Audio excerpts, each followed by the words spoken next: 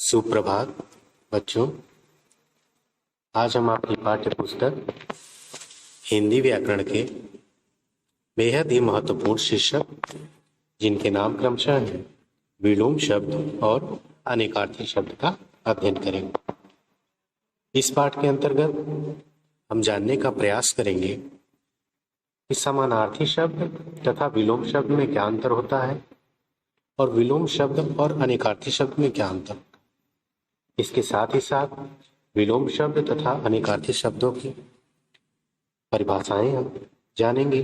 साथ ही साथ कुछ प्रमुख विलोम शब्द तथा अनेकार्थी शब्दों का अध्ययन भी करेंगे। हमने पिछली कक्षा में पढ़ा था समानार्थी शब्दों के बारे में, अर्थात वे शब्द जो समान अर्थ देते हैं, परंतु विलोम के संदर्भ में यह बिल्कुल उल्टा है। विलोम का अर्थ ही होता है उल्टा। यहाँ एक शब्द दूसरे का उल्टा होगा। जैसे एक छोटा शब्द होगा तो उसका विलोम बड़ा होगा। विलोम शब्द या विपरीतार्थक शब्द पर्यायवाची शब्दों में दो शब्दों के बीच जहाँ अर्थ की समानता होती है, वहीं विलोम शब्दों में परस्पर विपरीत अर्थ होता है।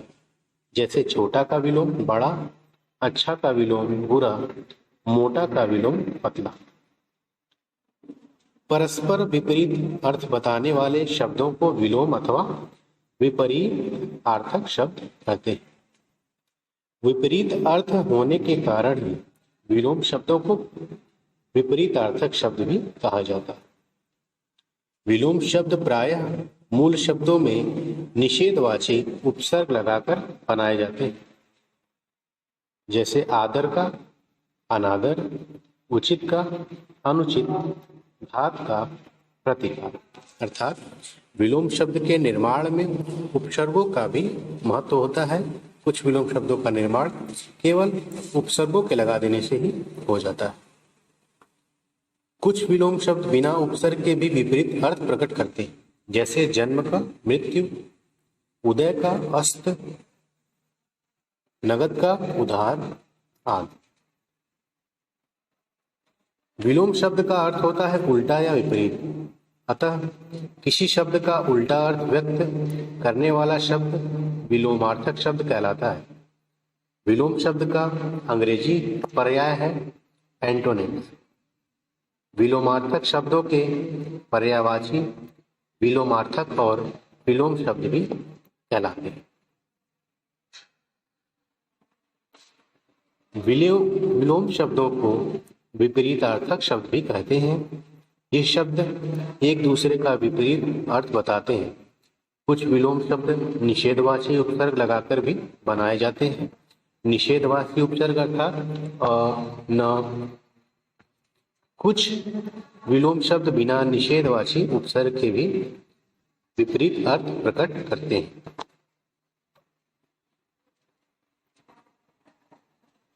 कुछ प्रमुख विलोम शब्दों की सूची। विलोम शब्दों के संदर्भ में यह ध्यान देने की आवश्यकता है कि यदि किसी शब्द का विलोम पूछा है तो पहले आपको वह शब्द देखना होगा कि वह तद्भव है या तत्सम।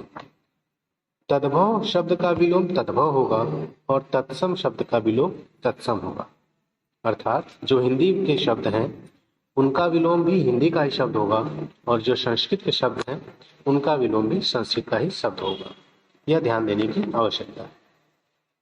जैसे अंतरंग का बहिरंग, अधुनातन का पुरातन, अल्पज्ञ का बहुज्ञ, अवनति का उन्नति, अभ्यंतर का बाह्य, आग्रह का दुराग्रह। दु एक नकारात्मक उपसर्ग है जो किसी भी शब्द के आगे लगेगा तो ना का भाव प्रकट करेगा। उत्कर्ष का अपकर्ष और भी एक नकारात्मक उपसर्ग है जो विलोम बनाने के लिए अक्सर प्रयोग किया जाता है। उर्वरा का ऊसर, उत्कृष्ट का निकृष्ट, कृत्रिम का स्वाभाविक, चेतन का जड़, जागृति का सुषुप्ति, जंगम का स्थावर, जंगली का पालतू, तमीज का बदतमीज, दयालु का निर्दयी, दुर्लभ का सुलभ, दूषित का स्वच्छ। उसी प्रकार अतिवृष्टि, अत्यधिक वर्षा, अनावृष्टि, बिल्कुल भी वर्षा न होना, अनुग्रह का विग्रह, अल्पायु का दीर्घायु, आकर्षण का विकर्षण, आलोक का अंधकार। आलोक का अर्थ होता है प्रकाश और उसका विपरीत अंधकार। क्योंकि यह आलोक तत्सम शब्द है तो अंधकार का प्रयोग तत्सम के रूप में किया जाना चाहिए। उद्दंड का विनम्र, उष्ण का शीत, उद्यमी का आलसी, कृष्ण का हष्टपुष्ट, चिंतित का निश्चिंत, जीवित का निर्जीव, जागृत का सुप्त, ज्योति का तम, तटस्थ का पक्षधर, दरिद्र का संपन्न, दुआ का बददुआ, दोषी का निर्दोष, दृश्य का अदृश्य। तो यह कुछ प्रमुख विलोम शब्दों की सूची है जिसे आपको याद करना है। तो इस प्रकार विलोम शब्द वे शब्द होते हैं जो परस्पर विपरीत अर्थ को प्रकट करते हैं। तो चलिए आगे अब हम जानेंगे अनेकार्थी शब्दों के बारे में। अनेकार्थी शब्द वे शब्द होते हैं जो एक से अधिक अर्थ बताते हैं। अनेकार्थी का अर्थ ही यही होता है, अनेक अर्थ देने वाला। अनेकार्थी शब्द वे शब्द होंगे जो एक से अधिक अर्थ को देंगे। अनेकार्थी शब्द की परिभाषा, ऐसे शब्द जिनके अनेक अर्थ होते हैं अनेकार्थी शब्द कहलाते हैं। दूसरे शब्दों में जिन शब्दों के एक से अधिक अर्थ होते हैं उन्हें अनेकार्थी शब्द कहते हैं। अनेकार्थी का अर्थ है एक से अधिक अर्थ देने वाला। भाषा में कुछ ऐसे शब्दों का प्रयोग होता है जो अनेकार्थी होते हैं। मतलब हमारी भाषा में ऐसे कुछ शब्दों का प्रयोग होता है जिनके अर्थ अनेक होते हैं। खासकर यमक और श्लेष अलंकारों में इनका अधिकाधिक प्रयोग देखने को मिलता है। नीचे एक उदाहरण दिया गया है। रहीमन पानी राखिए, बिन पानी सब सून, पानी गए न उबरे, मोती मानुष चून। यह पानी 3 बार आया है, पानी शब्द 3 बार आया है, परंतु उसका अर्थ तीनों ही बार अलग अलग है। पहला पानी का अर्थ मोती के लिए प्रयोग हुआ है। मोती को किसकी अभिलाषा होती है? मोती को चमक की अभिलाषा होती है। मोती यही अभिलाषा करता है कि वो हमेशा चमकता रहे और यही उसका गुण है। इसलिए पानी मोती के लिए चमक के रूप में प्रयुक्त हुआ है। दूसरा पानी मनुष्य के लिए, मनुष्य सम्मान प्राप्त करना चाहता है और दूसरा पानी सम्मान का अर्थ देता है।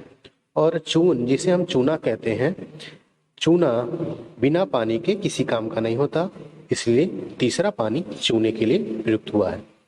हमने यहाँ देखा कि पानी शब्द 3 बार प्रयुक्त हुआ है, परंतु तीनों ही बार इसका अर्थ अलग अलग है। ऐसे ही शब्दों को अनेकार्थी शब्द कहते हैं, अर्थात पानी एक अनेकार्थी शब्द है, इसका अर्थ कई हो सकता है। आगे चलिए कुछ अनेकार्थी शब्दों को, जैसे अंक के अनेकार्थी शब्द होंगे, अंक के अनेक अर्थ होंगे, बोध, संख्या, चिन्ह, नाटक का अंश। अंशु शब्द के अनेक अर्थ होंगे, वस्त्र, किरण, सूर्य। अकाल शब्द के अर्थ होंगे बुरा, समय, परमात्मा, कमी, असामयिक। अज शब्द के अनेक अर्थ होंगे, बकरा, ब्रह्म, शिव, अजन्मा।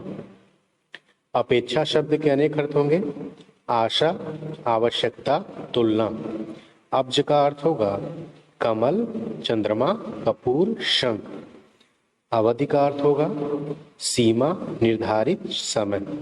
अर्क का अर्थ होता है सूर्य, रस, पंडित, रविवार, आग का पौधा।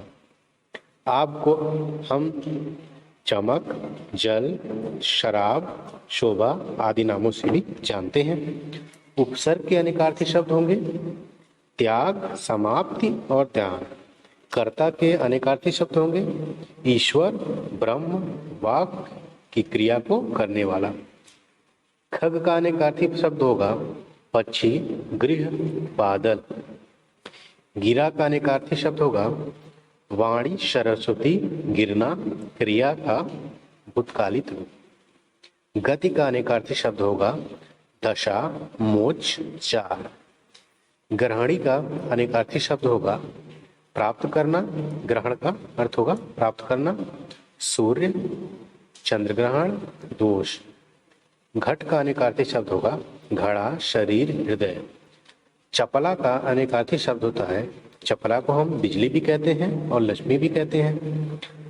जड़ का अनेकार्थी शब्द है मूर्ख, अचेतन, पेड़ का निचला भाग जो जमीन में रहता है। जीवन का अनेकार्थी शब्द होगा जल, प्राण, जिंदगी, वायु। ज्येष्ठ का अनेकार्थी शब्द होगा बड़ा, श्रेष्ठ, एक मास का नाम, पति का बड़ा भाई। ठाकुर का अनेकार्थी शब्द होगा स्वामी, ईश्वर, क्षत्रिय, देवता। तो इस प्रकार से कुछ प्रमुख अनेकार्थी शब्द थे, इनको आपको याद कर लेना चाहिए।